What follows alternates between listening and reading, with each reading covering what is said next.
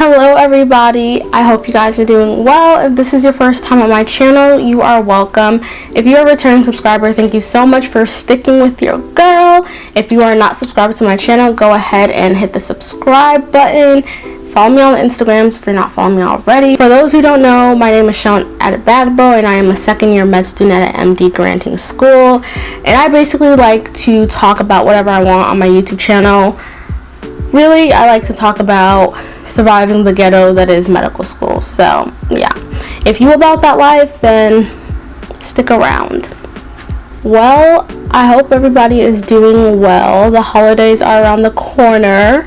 It's gonna be Thanksgiving this week, and then my eyes. It's gonna be Thanksgiving this week, and then Christmas is around the corner. Honestly, it's not like I'm overly excited for either or, because ain't nothing to really be excited for. I'm not really doing any Christmas shopping for anybody, TBH. At least I haven't thought about it quite yet. I probably will as it gets closer to Christmas. But I'm curious to know what you guys are going to be doing for the holidays. Comment below. Let me know if you guys are going to be visiting family, if you're doing any shopping. Yo, I was going through it this past week. I don't know, you know when you're just like in some kind of mood or something, and everyone has like some kind of coping mechanism when they're in a mood. And for the most part, I've been really good, but I have this like toxic trait of like when I'm like really sad or something, I just binge shop. So this past week, I don't know, I just had a hard time sleeping, so I just be up, not able to sleep. I just started online shopping. I haven't online shopped in months. Like, I can't even, yeah, the last time I online shopped was like maybe May or June. So this is how I know it's really bad, because I just kept online shopping. And I really had to get myself together, because I was like, girl, you are not making money to be doing all the shopping you're doing. So I had to get myself together, and the Lord brought us back, and we are back. So needless to say, I won't be doing any spending for a while until I get that whole spending situation all the way together, okay? Anyways, a lot of people on Instagram at least have asked me like why I haven't posted as much on YouTube, and honestly it's really just because I don't have anything to say. Like, and I'm just kind of at this place, if you don't got nothing to say, don't say nothing. So that's one of the reasons. But then also just second year super busy, so I'm just at this place where I prioritize myself, and school comes first, myself comes first, and I cannot pour into other people's cups if my cup is empty. So that's why I really haven't posted. But I was like, you know what, I've been released from the shackles of Heme Onk, had my final yesterday, and woo, honestly I just let go and let God with that block, because that block was trying me. And honestly, the one part of it that I thought was going to be the worst, which was the pharmacology, ended up being probably the best part for me, because I you know, obviously I studied everything, and as I was doing my Anki cards for pharmacology, I was getting so frustrated because I just couldn't remember. Like, it was just so much pharm, and I was just like, ugh. But on the exam I was like, okay, Anki cards, I see you. So, you know, I felt really good about that. You know, some of the other stuff I was just like, honestly, it's in God's hands now. I'm not even gonna trip on it.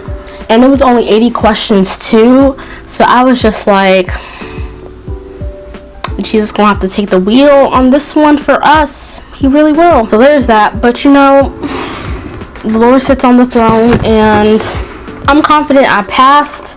So I'm not like too, I don't think that I didn't do well, so I'm not too like worried in that sense, to be honest. But we're just gonna have to see what happens when we get the exam back, probably next week. You know, and I've talked about this before, and I feel like I talk about this so much, but even though I feel like I've been more so off the grid lately, obviously I still like, you know, talk with students and mentor students. And one of the main things that I still feel like students struggle with, and this is why I talk about it so much, because I just think it's so important to talk about, is that I think so many pre-meds and so many people get stuck on this concept of like med school being the dream, and just getting into medical school and becoming that doctor, which I think is great. I think it's really important to have that goal, and I think it's really important to work towards that dream. But I'm realizing a lot of people don't realize what happens after you get into medical school, which kills me because I'm just like, all right, you got the interview, you got in, what did you think was gonna happen next, you know? And I think it's just so important to like really mentally prepare students and really talk about what the reality is when you start medical school, just so that you are prepared, because med school is a scam. Okay, in case I didn't tell you, it is a scam, and I'm telling you here now. And the thing about med school is that it is a beast of its own, and even the people that come in prepared, it challenges you in ways you don't even expect. That like, it's so important that I highlight these things, not to discourage anyone from going into medicine, because I would never do that, but it's more so you're aware of the realities and you go in well informed about what you're walking into, and so you know how to address all these challenges, because half of the battle to overcome an obstacle is being aware of the obstacle or what you're about to tackle. So that's where I see my role being in, is putting it on and letting y'all know, because you only think about getting into medical school, you walk into medical school, there you are, slapped by the academic rigor, unhappy, you don't know how to manage your stress, how to handle yourself emotionally, all these kind of things. So it's so important to do a lot of work before you actually start medical school, to do a lot of work when you know you're interested, to really understand what it's about and what you will go through different parts of the journey. And when I talk with a lot of students, or students are telling me when they're in a situation and I start asking them questions, I realize that either they weren't utilizing the tools that they were supposed to earlier on, or they weren't asking the right questions before they started medical school. So now they end up in a situation where it's a lot harder to navigate than had they done the work beforehand, you know? It doesn't end with the MCAT. You gotta take step 1, step 2. I think there's a step 3 in residency, actually, too. You know? Like, if you hated the MCAT, guess what, baby? Standardized tests don't stop. That's actually a part of the career for the rest of your life, you know? So it actually is important to learn how to master the art of test taking, because part of being in medicine is learning how to become a test taker, right? And this is gonna sound like a very unpopular opinion, and there are gonna be people in the world that are like, because I feel like it's become a, you know, and I have mixed opinions about this. You know, there are going to be people that say the MCAT does not determine your worth and all that kind of stuff, and I agree. And there are people that normalize that people struggle with stuff, and that's so true. Like, I am not a good test taker. I did not like the MCAT. It wasn't fun, but the reality is, like, you cannot stay in this mentality of, you know what, I'm just not a good test taker, because that mentality is not going to serve you well, unfortunately, because the career you're choosing is a career of test taking. So if you're constantly telling yourself you're not a good test taker,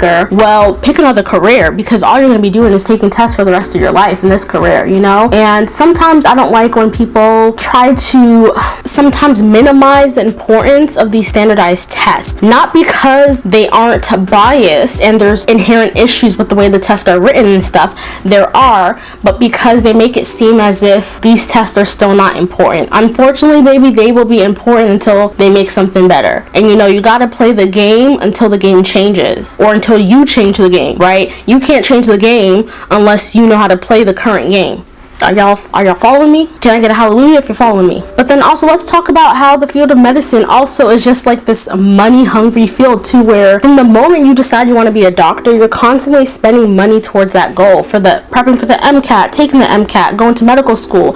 Step 1 was like $700 that I had to put on my credit card. That is ridiculous to have to pay $700 for a standardized test. Did they tell you that at your interview, that you're going to pay $700 for a test that you have to take in order to move on to the next level in medical school? Because most schools, you have to pass step 1 in order for them to promote you. So again, there's also this money component of, like, you will continuously like just spend money, and yes, it's an investment. Yes, doctors, you know, quote unquote, will have a high earning potential, but the truth is, honestly, like, you're not making that doctor money until like years later, and by the time you're making that money, you will have a lot of debt, so you need to be very smart about your money anyways, you know? And by then you probably want to do other things in your life, start a family maybe, or do other things that all cost money. Babies are not cheap, okay? So like, this whole concept of that, oh well, when you become a doctor, doctor, you're gonna make a lot of money anyways, or you're gonna be able to pay the stuff back. Like, to me, it's all an illusion and doesn't really sound real, because they're also neglecting the fact that you have like X amount of money in debt. You probably want to live your life and do things, and in order to do that, you need to be very forward thinking and very smart about money way before you even start making said money, you know? And unfortunately, a lot of people, a lot of physicians don't actually have that financial literacy, you know, because that's not something they teach in medical school. Did they tell you that? You know, there's some medical schools that they don't really tell you about the loans or the options you have until like you're about to graduate. They're just like, so here's how much you owe, here are your loan options, good luck baby, and thank you for being a student here. You know, these are all the things that they don't tell you when you go to your pre-med office and you say, I want to be a doctor. It's important to think about these things and think about, okay, these are the kind of challenges and the things that I may face throughout this journey. And not saying that you need to find the answers and be able to tackle them now, but it's important to be aware of these things, because then you have to ask yourself, are all these things worth it? Because for some people, the answer is going to be no, and that is completely okay. Nobody says the answer has to be yes for you. It doesn't have to be yes. It's not by force you have to become a doctor if those things aren't worth it for you. And you know, just like in college, in medical school, you do have the responsibility of taking advantage of your own learning too. I think there's little flexibility for failure in medical school. I'm going to be completely honest with you. You know, depending on the school, depending on the policies, you may be allowed to like maybe fail one block and maybe you get to remediate it in the summer or make it up. But if you fail more than one or two blocks, depending on the school and their policy, you're looking at being dismissed from the school, expelled, you know? And being expelled from the school, I could imagine it may be harder to get accepted to another school if you got expelled from a school or dismissed from a medical school. I'm making this sound scary, which for some people it is, especially for people who struggle. But imagine being in a situation where you've already failed a block, you're failing another block, and your school's telling you you may face dismissal. That's something hard to deal with. And there's an appeals process, there's a lot of stuff, you know, there's different nuances that we're not going to get into, but that's another real reality, you know? Like in college, I think there's a bit more leeway where, you know, it won't be, oh, you failed 2 classes and you automatically get kicked out. In medical school, listen, they're trying to keep their numbers high. They see that the math isn't mathing for you, they will surely be like, go log out for me, baby, go log out, you know? They will either dismiss you or ask you to take a leave of absence. And if they ask you to take a leave of absence, that's them being nice, you know? That's them giving you a chance to make the decision yourself. So really what that means is you really have to be on top of your own learning. You have to go out and seek the help, do the things you need to do to make sure that you are passing your blocks, you are understanding the material, you are doing whatever it is you need to do, right? Because nobody's going to baby you. And obviously in medical school, they're going to provide the support. If they see you're struggling, they're going to say, hey, like, maybe you might need some extra time, or maybe you should reconsider whatever, right? They may have those kind of conversations with you, but really a lot of it is on you to make sure that you are doing what you need to do. It's also important to recognize that you are going to feel very overwhelmed. You're going to start medical school and be like, how the F am I supposed to study for all this? Where do I start? What resources do I use? There's so much to do. Like, oh my gosh, like, is everything important? Like, can I not learn this, or should I not study this? Like, what to do? Like, you're going to be so overwhelmed with all the information that you're just gonna be like, what am I doing here? Even now as a second year, there's some times when I just sit down, I'm just like, you know, when I decided to go to medical school, it sounded like a good idea at the time, and now I'm just like, I'm already here, so I gotta finish. I don't really got a choice, because the Department of Education gonna come after me, so I gotta finish. But you know, like, that's the reality. But also accepting the fact that this is what's gonna happen. You're gonna become jaded, you're gonna question why you're here every single day, i.e. what I do, but that's just also part of the process too. Another thing to consider is the deeper you get into medicine, the less time you have. Like, I think first year is going to be the time you have the most time for yourself, or to do stuff, or honestly for whatever. And then after that, it all goes downhill. You have less and less time. Like, even as a second year now, I just feel like I never have time. Even to make this video, like, I would be doing other things that should be productive to help me with my life and school, but I'm choosing not to because #self-care. But you just never have time, and that's just you're gonna have less and less of it. Like, even as a third year, again, why I say medical school is a scam, because third and fourth year, you are paying to work. Let me say that again. You are paying to work.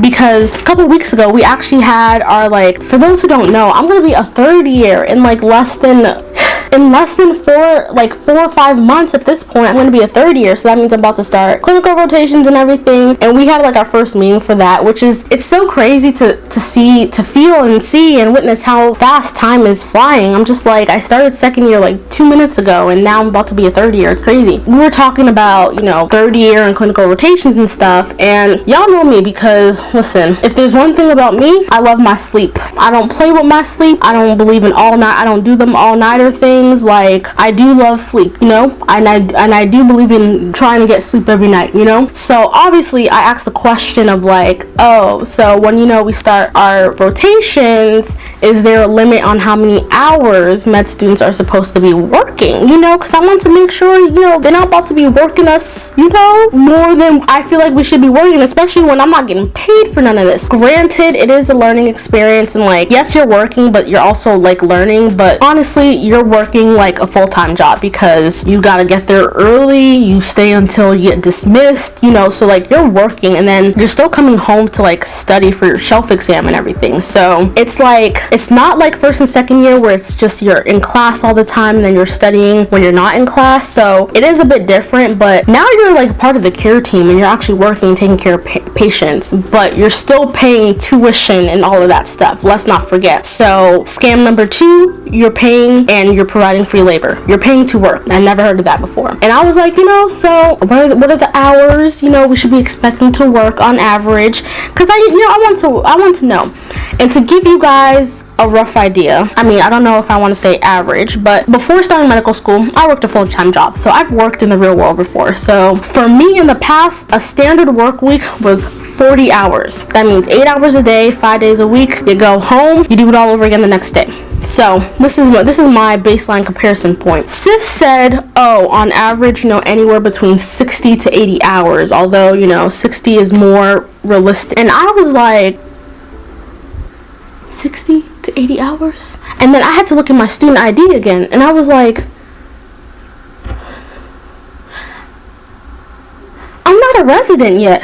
Wow. Obviously I'm going to do it. Like, I'm not going to complain. I'm going to do it. What am I going to do? Not show up? It was just crazy to me. I was just like, wow, I'm not even a resident. And like, that's the average that med students are working. And med students will take call. And then some rotations, you may work the weekends. I was like, my weekends?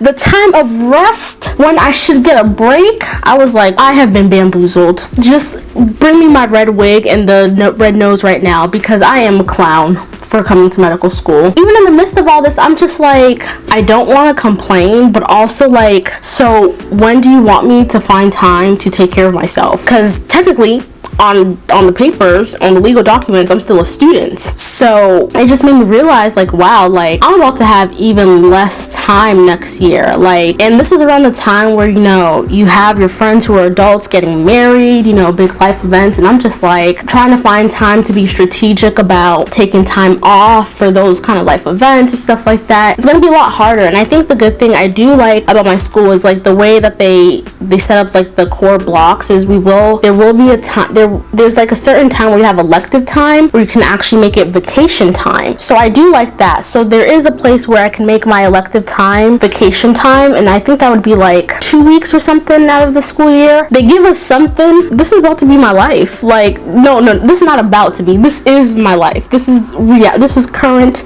real life. This is my life. And these are things you need to think about. Like, you can't just think about just getting in. You have to recognize, I am sacrificing a lot, and is it worth it to me? Do I care? Does this matter to me? And I can only imagine how much harder it is for colleagues or people who start medical school who already have families, right? Or who are a bit older and have other things going on in their life. I can only imagine. And I think it's so easy to get jaded in medical school. Like, I feel like I'm the poster child for being jaded. Like, even now I've just been feeling so on autopilot with medical school. Like, literally, it's just such a routine. I go to the gym, school, study, clinic, do it all over again. Like, that's literally what my life is at this point, and that's all I do. And I think one of the things I've been thinking about, what do I want my life to look like outside of medicine? Because I think one of the things that has become so prominent, I think for me, or what can easily happen, is your life becomes so much of medicine because you just always have so much to do, right? You have clinic, school, there's always something to do for school, you know, there's always something to do for medicine, to progress your career in medicine. And I really had to ask myself, well, what do I want for myself outside of medicine? Like, no, I can't just allow medicine to define who I am and everything that I've accomplished. And that's really just made me wonder, like, when I am 60 years old or something and I am reflecting on my life, I don't just want to be like, the only thing I can feel that brought me wholeness was the fact that I was able to become a doctor and accomplish these things in the realm of medicine and all that kind of stuff. Like, I want to feel wholeness in other things outside of medicine. And that's really prompted me to think about, well, what does friendship mean? Who are the people in my life? What are the kind of people I want in my life? What are the kind of people I want to keep in my life? How can I be intentional about preserving who I am outside of medicine? But then also, it made me think about, is there a difference between true loneliness and then just having a small circle? Because sometimes I think I'm just like, there has to be more to life than just like coming home to do studying all this kind of stuff and all that. Because honestly, in second year, I haven't really gone out much. Like, I've gone out a couple times, but I haven't really gone out that much. The most I've done is I've really spent a lot of time with my boyfriend, really. School, and that's really been it. And lately I've been reflecting, I'm just like, Seun, is it that you don't have friends or you're alone? Like, there has to be more than just this, you know?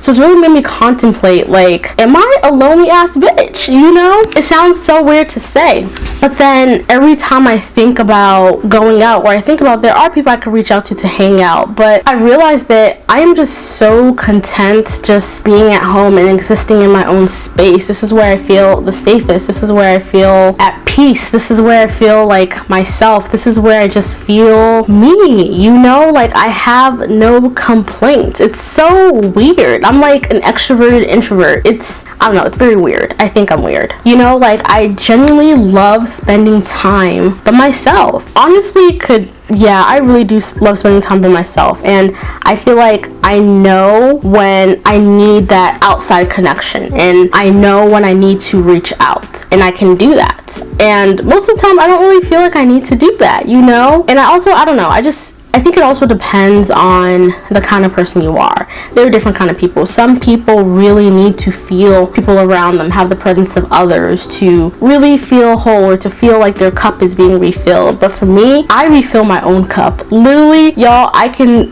promise you, if you were to ask me, Seun, what is your ideal day?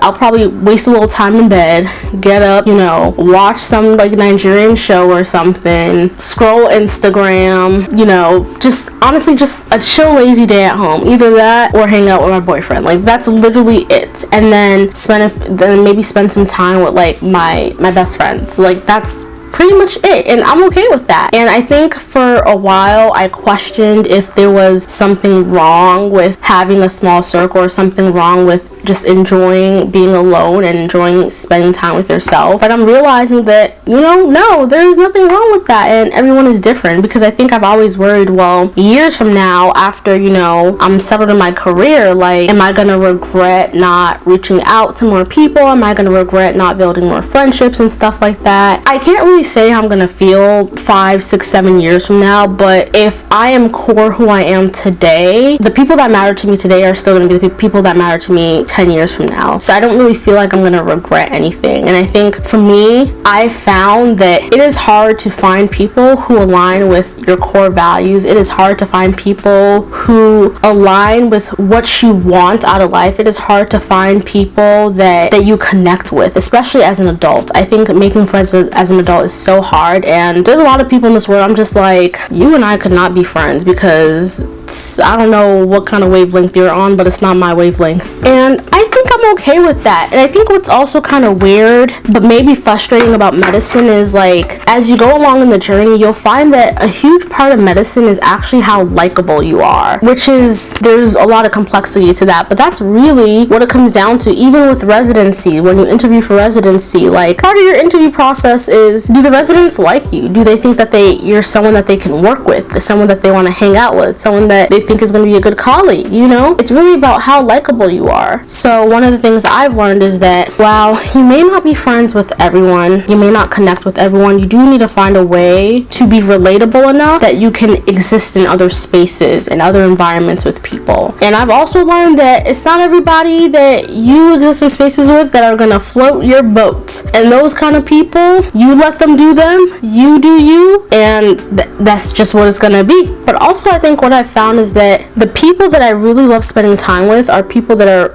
completely outside of medicine. Like my boyfriend, my best friends, none of them are in the realm of medicine, and I love that for me, because my whole life honestly is always constantly surrounded by med school people, med school this, med school that, med school everything. So when I spend time with these people in my life, it's like I get this escape from medicine. Like I can talk about everything, but I feel like a normal person again, you know? And I think that's also why I probably have a smaller circle, because I just genuinely enjoy that, you know? So it's important to have people and have friends that are outside of medicine, because trust me, you will get tired.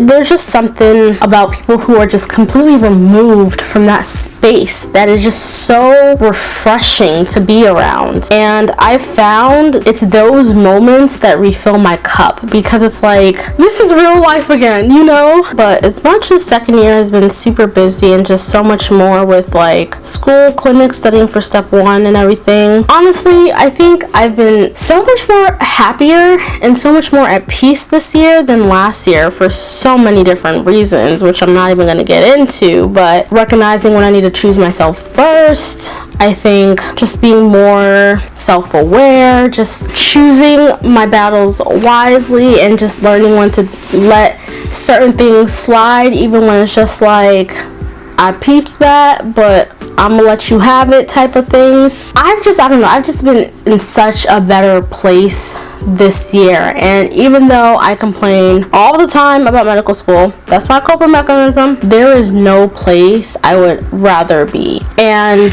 that's how you know you're in the right space, where as much as this scam of an institution will like beat you up and challenge you in so many different ways, you're just like, you know what, I accept the scam. Yes, I scammed myself, but you know what, it's okay. I take it in stride. That's how you know you're where you're supposed to be. Don't go to medical school because auntie, daddy, sister, brother went. Don't go because it's like the prestigious thing to do. Don't go because you said when you were 2 years old you were going to be a doctor, and now you have to live out this life prophecy you gave yourself, or else like you become a failure. Like, go because you can't see yourself doing anything else. Go because despite all the sacrifices you're going to make, despite how problematic this journey can be, despite how challenging this journey can be, despite how hard this journey is, you recognize what you're going to gain out of it, the reward, and what you're going to be able to give back to the world because of it matters so much more to you, and that this is what you've been called to do. Don't call yourself to do something you have not been called to do. People who call themselves to something, it never works. Make sure God has called you to do it, because when He has called you, that means He has put His blessing on it, and no matter how hard it gets, He has put His mark on you and has said He will give you the strength to get through it, no matter how ghetto it gets. Okay, so it's really important to do your due diligence and pray about it, and really think through all the aspects of this journey. Not just getting into medical school, not just getting that acceptance call, not just posting on Instagram that you got into medical school, not just that Instagram post in your white coat when you get in saying all my dreams are finally coming true, here I am, hashtag your next black doctor. That's not the only thing you should be thinking about. You should not be thinking about your caption. You should be thinking about, do I have the tools? How will I get the tools? How will I be equipped to handle the challenges and the rigor throughout this entire journey. That's what you need to be thinking about. This is all I got for you guys today. I hope you guys enjoy the video. Let me know your thoughts. Let me know what you guys think in the comment section below. Again, if you're not subscribed to my channel, what are you doing? Go ahead and click the subscribe button, then hit the notification bell so you know every single time I upload another video, which is not often, so that's why you should put on the notification bell so you know and you don't miss the videos I do upload. And follow me on the Instagrams at @theprettymed_ so you can catch up with me on the day-to-day struggle in medical school. Thank you guys so much for watching. I love you all. Thank you so much for supporting me, and pray for the girls, because step 1, baby, is not cute. I'm cuter, but step 1 is not cute, and we're gonna need all the strength we can get. So yes, enjoy the holidays, and I hope you guys have an amazing rest of your week.